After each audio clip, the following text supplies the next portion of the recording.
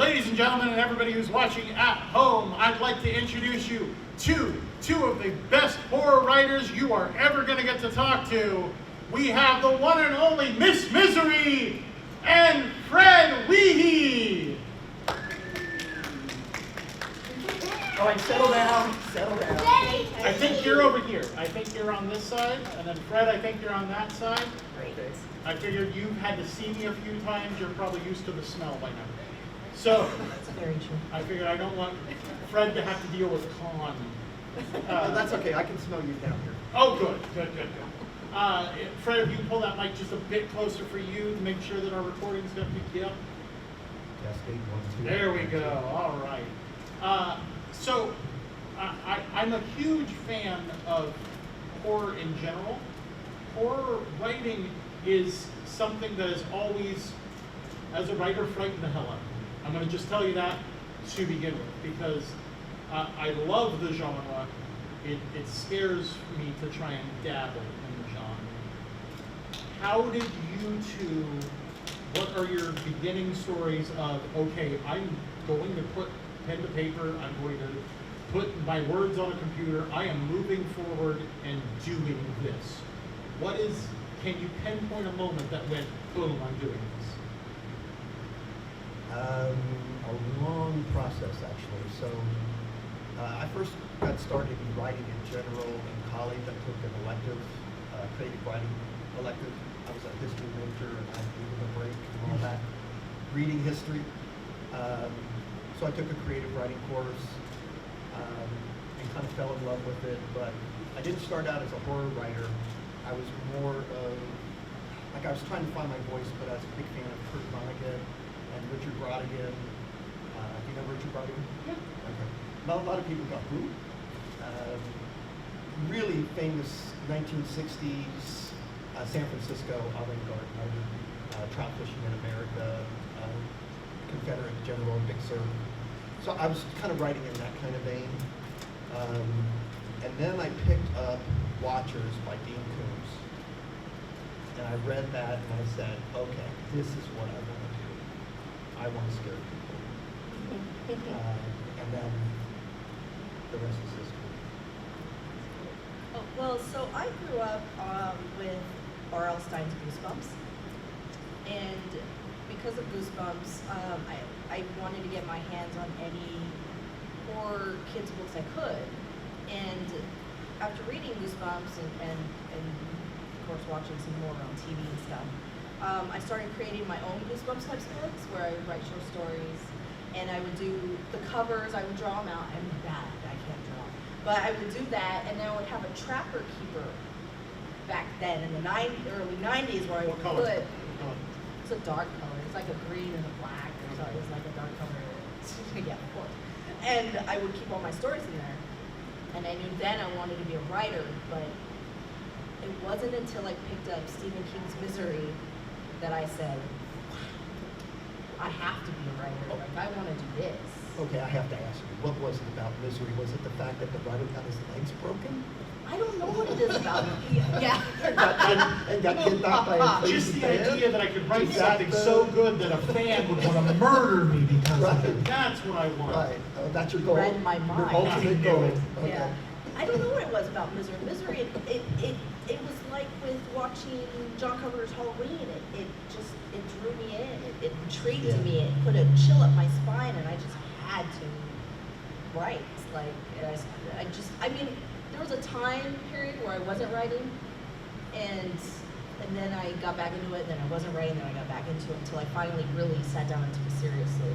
So I went off and on growing up, but R.L. Stine's Goosebumps, I gotta say, I think that's what did it for me when I was younger. That's really what brought you into Really it. brought it, It yeah. prepared you for Misery. It prepared me for Misery, but you know, from there, Shirley Jackson, oh my God, Oh, her Shirley Jackson. too. I mean, I started reading Mary Shelley's Frankenstein, and then I really was like, God, I can do this. But, you know, what happens is you get teachers growing up who will tell you, you're not really that good. And I've had that. I've had a teacher tell me I shouldn't be a writer. Tell you shouldn't be I a writer? shouldn't be a writer. I did that. I can't write. Wherever that teacher is, I hope they're retired. I Yeah. don't know. That where teacher- they're at. That's the nicest thing I could say about Right? That right? teacher should not be a teacher. Well, No, you know, if they and someone come should tell around, them that. I'll give them a free book. How's that? Yeah, yeah. This is for you. Autograph it, drop it off at their class for them. Yeah. But yeah, that's basically the gist of it. I would say at a very young age, I can't remember, but a young age. Well, that brings me, when we're talking Dean Koontz and Stephen King and Goosebumps being the beginning of those influences, let's fast forward now to the moment that you put the last period on the last sentence of your first book. I'm trying to fast forward all the way in your brain to that moment when you completed your first book. What was going through your mind at the moment that you poured this out and you're done? I guess I have a question back for you. Yes. My first book I completed, or the first book I completed that was published? Let's say Yes. completed. Completed. Because I know publishing order happens much like you mentioned Stephen King. His first book published was his third book finished. Right. So for you, your first book, then you can tell me where it landed in the publishing order, if it was published even. But what is that first book, and what was the feelings of, I was inspired by Dean Koontz, I was inspired by Stephen King, I just did this. Trying to remember. So I'm gonna ask, I'm not gonna ask you something simple. I wrote two I know. books that were never published. One was called Beyond, and this is back when, before computers, I was using a typewriter, and they're still sitting in a box in my closet. Beyond was about, it was autobiographical to a degree. I hitchhiked from Ohio to California after I graduated from college in 1978. And it's kind of about that trip out, and then I had followed a girl out here, and so that was the romance part. But then I added astral projection into it. This guy he's hitchhiking across the country. Because that didn't happen to you? I was able to astral project twice in my life, and I haven't been able to redo it, and it's been a long time, and that's kind of why I put it in there. The second one was Jerry's War. It's kind of like the World According to Garp kind of book. I love that. Had a publisher who never published it. It was like, what happened? I don't know. The book that finally got published was Starkville in 1979, or I'm sorry, dyslexic, 1997. I was about to say, a year after you hitchhiked? Well done. Yeah, really. 1997, and that one was the first one that was published in my first horror book. Set in the Motherlode country.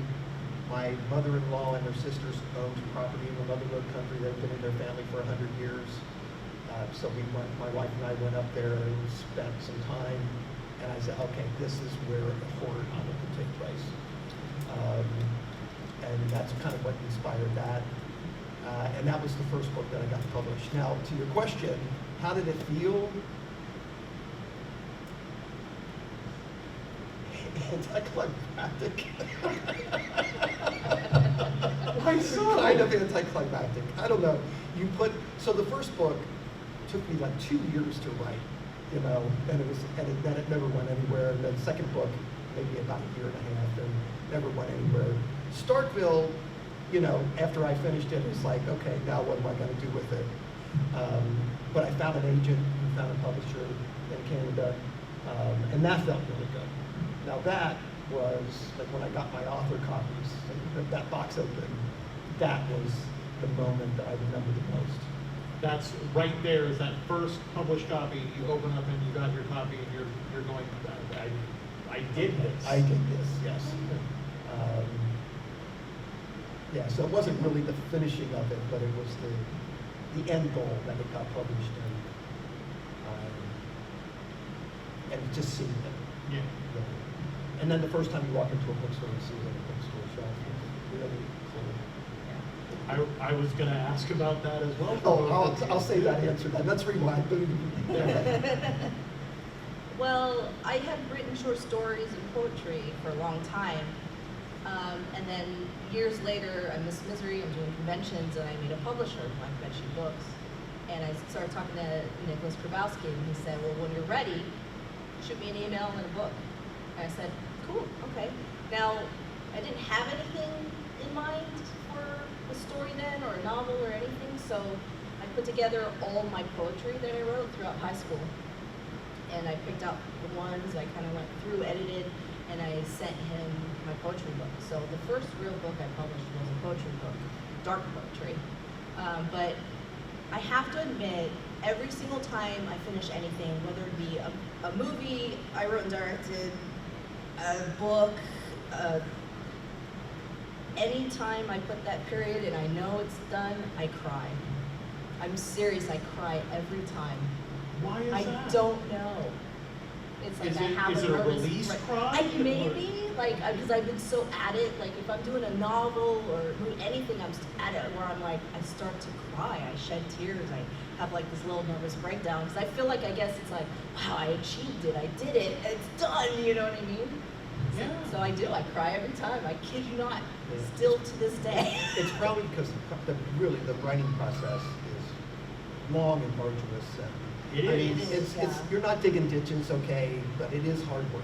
Yeah. Writing is hard. It's mental gymnastics, Yeah. to a degree that a lot of people that aren't in a creative field can't understand the amount of work you actually do put into when you're doing something. I can't tell you the number of people that have told me, oh, I could write a book. Yeah. Oh, Sure you God. could. Sure you could. Go do it. That's why you've always I Yes. encourage you to do it. I have said that to people too. I've actually Right. had people tell me like, Twilight, I could write a book like that. No, you can't. No. Because you would have done it. You would have done it before them. Right. Like, Hopefully. it's so weird how people say that to me. Right, they don't realize really That's how great. hard it is. No, they don't. To write, especially a complete novel. Short stories are one thing, Mhm. but a complete Complete novel, novel. And it takes over your life. It's a You both whole other alluded beast. to the amount of time. On average, what would you say your novel writing process from beginning of thought to I finished this first draft of it? On what length of time do you think that normally is, or is it different for book to book? It's different from book to book, basically. It depends. For me, I have to have the book completely beginning, middle, and end in my mind before I put it down to paper. I will not start a book until I know exactly how it's going to go all the way, like a movie in my mind, all the way to the end. Then I start writing. Is that the same for you, Fred? That's what I do too, yeah. It's like a movie in my head, and Mhm. I run it through my head over and over Yep. and over and over again, editing it, making adjustments and stuff. That is Um, fascinating. But at the same time, once I do sit down and start writing it, sometimes it doesn't end up like the movie in my head exactly, but you know, it gave me a jumping off point, and I knew my story and I knew what I wanted to say. Mhm. A couple times I did start a book where I just had a sentence. And I wrote the sentence, and it led to a second sentence, and then a third, and just kind of snowballed. But Yeah. most of the time, I'll know exactly what I want to do and where I want to go. The writing process doesn't mean you're sitting down and typing. It is, if you're thinking about it and it's going in your It's head. part of that project. Yeah. Oh, I mean, yeah. my wife knows when I'm thinking about the next project because I'm kind of incommunicative, you know, she'll talk to me and go, "Are you listening to me?" Oh, no, not really. No, not really. I was thinking about this character. Yeah. I've noticed that throughout the writing process, not only for myself, but other authors and other playwrights, screenplay writers in general that I've talked with, one of their biggest concerns that they have is sometimes while they're in the middle of writing down that movie in their head, another movie pops up. Oh, yeah. How often have you been halted in your process on one story because another story forced its way in? Or can you always compartmentalize and go, I gotta finish this one before I go into that? I have a book. I have a notebook of all my book ideas. So anytime something pops up, I write, number 2,636. I make up numbers. and then I put the idea down. Right now, I kid you not, I am writing 2 books at one time because to challenge myself. Like one of dummy. each hand? Yeah. if I wasn't lefty. So right now I am doing 2 books at once. Is it hard? Yeah. Sometimes am I just on one book instead of the other? Yeah, because I put too much on my plate. That's what I do. But I do have insomnia issues as well. So a lot of my writing's at night. So when I do focus on one book, I mean, it just depends on how many hours I'm on the go. Sometimes I can go till morning, sometimes I can go a few hours. But for me, for some reason, I can't just sit down and write 8,000 words. I have to know I'm going to write 2 chapters only, or 3 chapters, or you know what I mean. I don't go by the book by how many words I do. I just go by what I have, what's next, ready to go with that chapter.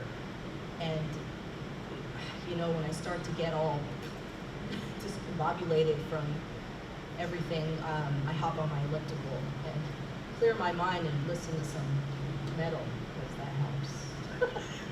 Yeah. I don't have any goal on how many words or how many chapters or anything when I sit down and write that during the day or whenever I sit down to write. I just sit down and hope that it comes out. You know, there's days that I'll be able to get a page, and then there's days where I'm there for hours and I've got pages. It just really depends. I try to write every day. That's really my main goal, is just to make sure I sit down and write every day, because writing gets easier the more you do it. If you're away from it for any length of time, it's really hard to get back to it. So I always try to sit down at least. And I do it, I don't do, well, sometimes I'll do hours and hours, but most of the time I'll do a couple hours, take a break, go do something, come back into it later, maybe do another hour or 2. You know, maybe I have focus problems. I can only focus for so Most long. creative That's people do. fine. Yeah, I can only focus for so long, and then I have to take a little break to get away from it, clear my head, and then come back to it. We mentioned Stephen King's Misery. In there, there's a specific description of Paul's routine writing. Oh. And it's based Wow, loosely yeah, that's on right. what Stephen King admitted. He had a ritual of what he did when he sat down to actually write a project. Are there any rituals that you have as far as, oh, I always have to make sure I have coffee in this cup for when I'm writing? I was thinking maybe a satanic mass. Or a satanic mass. Something You like always that. have to make sure that you collect a certain number of souls at trick-or-treating so you can Right. thank Sam Hain. Do you have something specifically that you feel, even if it's in the most superstitious fashion, that this affects my writing? Eating and drinking soda. The I always have something to eat. Even if it's just a snack, a bag of chips or something, and something to drink. I do my best writing when I'm eating. I forget In to fact, eat. I do my best writing when I go out to like a coffee shop or a restaurant and sit there and eat, Really? and the noise helps me. Oh, that's I do my best writing there. wow. They're usually kicking me out because I've been there too long. Does, But as does long any- as you keep buying something, they Yeah, can't kick you yeah, out. yeah. Does any of that noise or people watching around you ever affect what you are writing? Sometimes Sometimes does. characters, Really? yeah, people watch. If I'm sitting there and I'm not, and it's just not coming to me, I people watch, and it gives me ideas for certain characters and. So events somebody and at that stuff. coffee shop could have wound up in one of your novels. They have no clue. Sure. Probably tortured and buried in an unmarked grave. That's only the one that didn't bring your refill of soda that you Yeah, read. yeah. Sure, Yeah. That's right. That's who Where's that that. refill? So I wanna fast forward again. We went from finishing the first novel. I'm gonna fast forward to what I was alluding to earlier.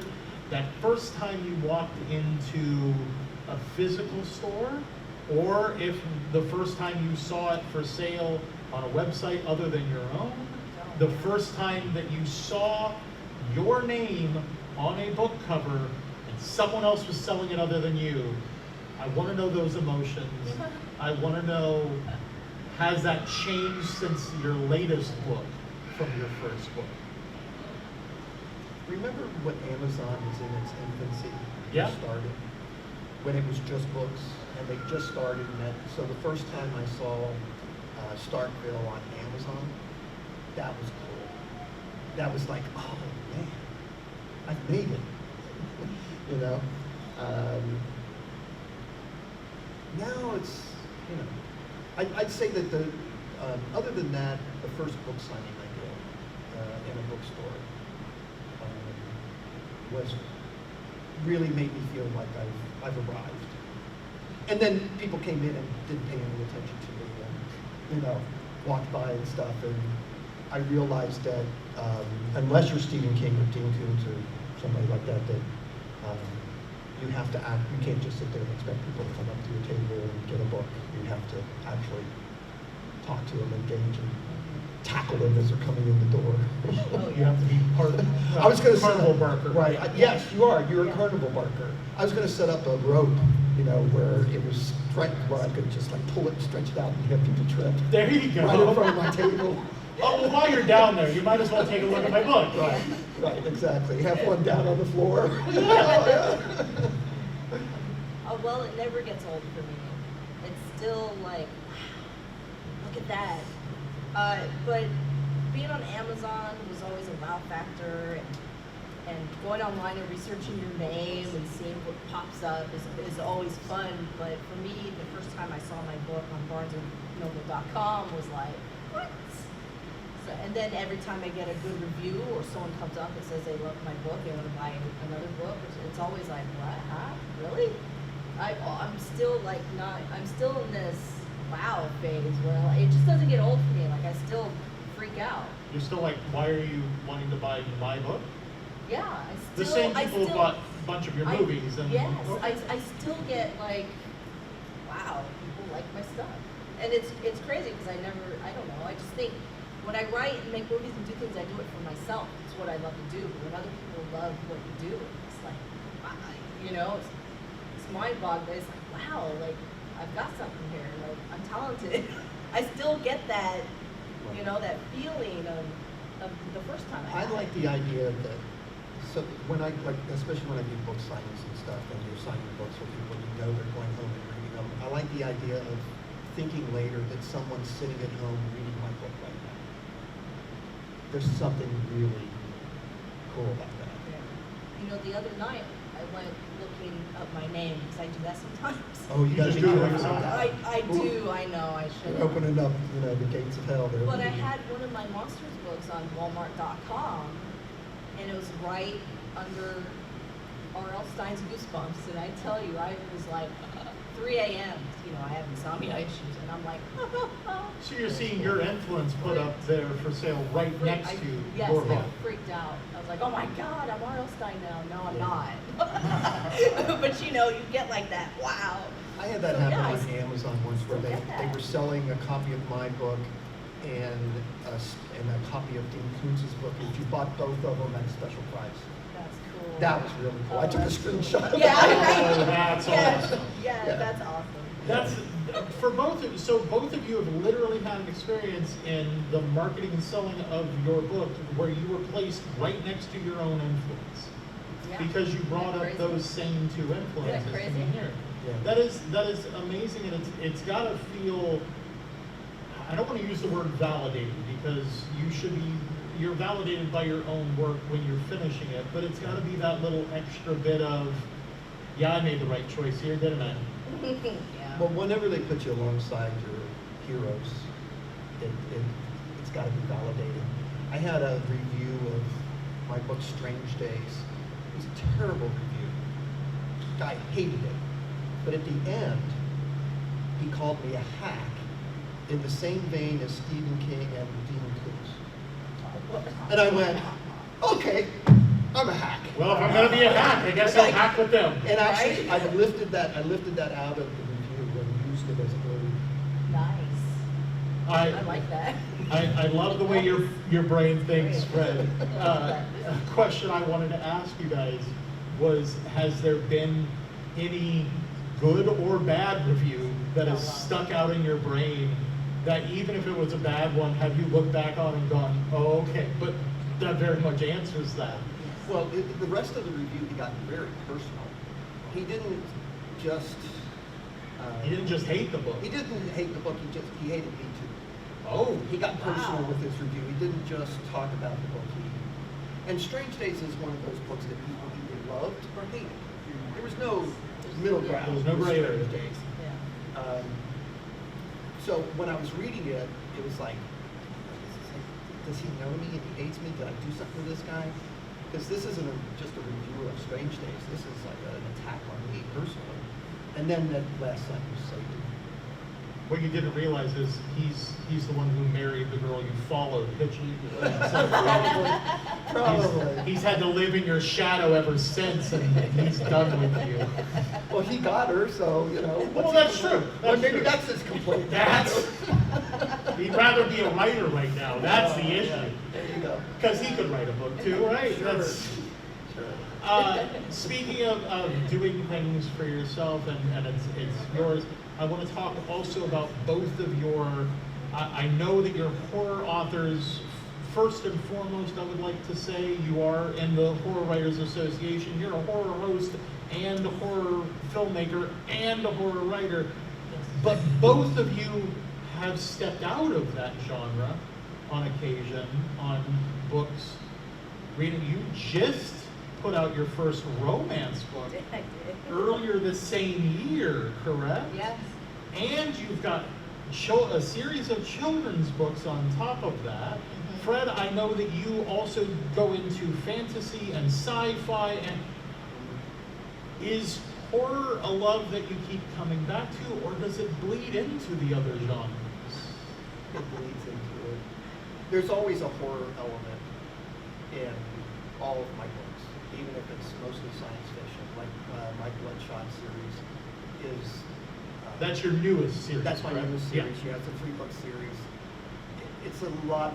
There's a lot of science fiction in it because it's about parallel universes and physicist who creates a device where he can travel from universe to universe. But what he did, what motivated him was he murdered his girlfriend in his universe, and that was great, but it wasn't enough. He needed to do it over and over again. So he traveled from universe to universe, killing her time and time again. Wow. Cool.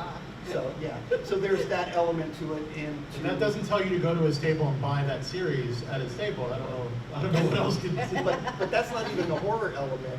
That's not the horror element. No, he uses so he has to leave the device behind every time he goes to a new universe.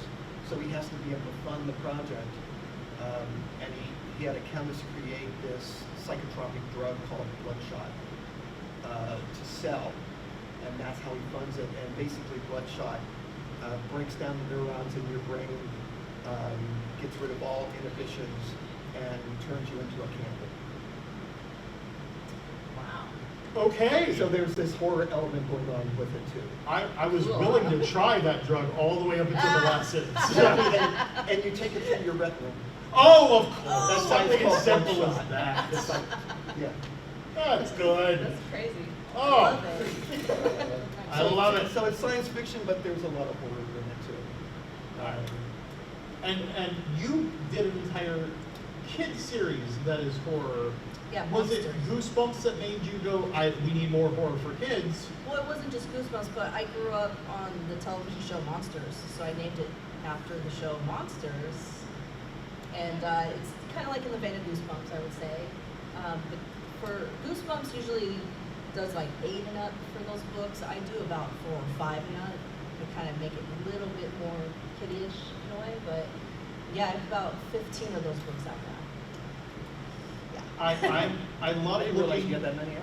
Yeah. I love looking for gateway horror for younger generations because I think, as far as I can remember back, when I was little, the first dreams I can remember were nightmares, the things that scared me and made me run to my parents' room.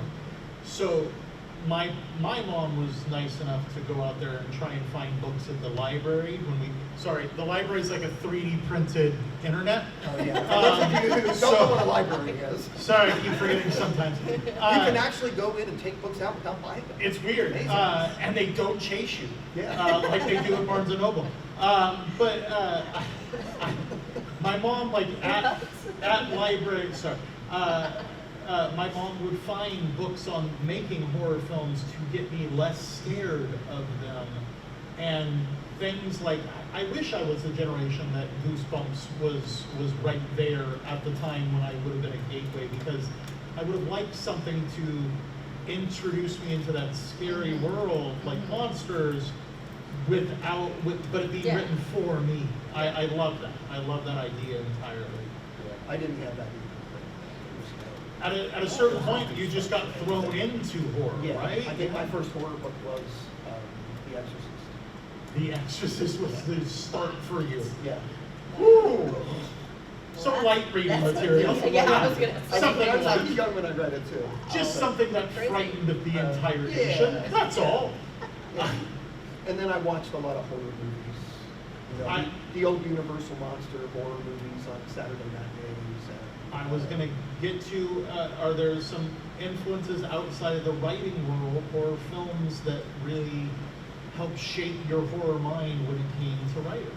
Oh, well, I grew up on Monsters, Tales from the Dark Side, Outer Limits, Twilight Zone. Outer So Limits, when you Twilight Zone. think of Night those, Gallery. right? Night Gallery, Night yeah, Night Gallery. Gallery. So got a lot of influence there as well. Yeah, I had a biggest crush on Rod Serling. Was it just the solid gray suit? Was it the book on the It was face? the whole package. Yeah. You know? And he smoked while he Oh And yeah. none of the Introducing smoking, movies but and he stuff. did it so But you're so charismatically. right. Yeah. Like, Like it didn't. I know seem smoking unhealthy. is terrible for you. This is a horrible PSA. There I'm was very something- sorry for that. There was Don't something, smoke. yeah, don't smoke. Don't smoke. Don't smoke. But there was something almost sexual about it. Oh yeah, no, it was very, it very drew you in as if it was just somebody there to talk to you. Right. And I feel a lot of really good horror stories, short stories in particular, because novels I feel have the space to develop. Of course, that's not saying anything new to you two, but in short stories, I feel it's very much got to be that quick draw in. It's Right. got to be the, okay, how do we shove this? There's the killer. There's the Right. monster. We gotta. Well, so in a novel, you use the word develop. You have time to develop your characters and develop plot. In a short story, you're revealing characters and plot. You Yeah. don't have I time love to develop that. it. Yeah. And I'm in the vein. I believe in Kurt Vonnegut's 8 rules of short story writing, and his number one is start your short story in the middle of the story, not at the beginning. Yeah. I always try to do that. You always try Where to do you're that. writing That it short right story. away, you're in it. Right in the There's middle. no right.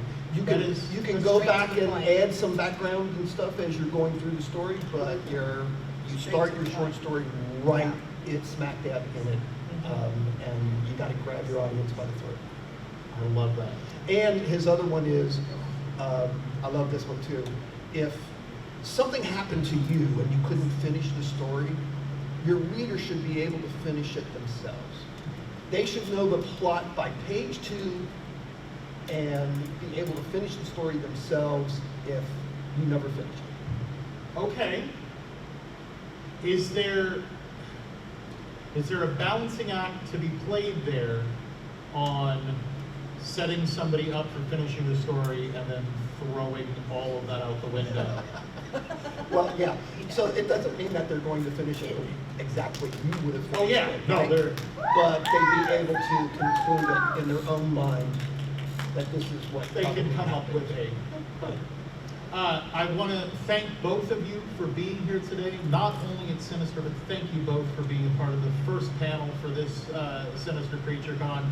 I want to thank our fabulous audience for coming in. Thank you for Thank you. We knew it was going to I be know a it was smaller an odd crowd for the time. first one. Do me a huge favor. I ask every panel of this, if you really want to see some more amazing people like this, go to their tables, Yes. purchase their goods, get their autographs, and then write them later and tell them, hey, I'm in my hotel room in the middle of reading your book right now. So that way people know. All right? I bet the best way you can take a horror writer or any writer is do a review. Do a on review. Amazon. Yes. Okay. Even if it's just 2 lines, I loved it. 5 stars. Logan. Buy my mama's book. There you go.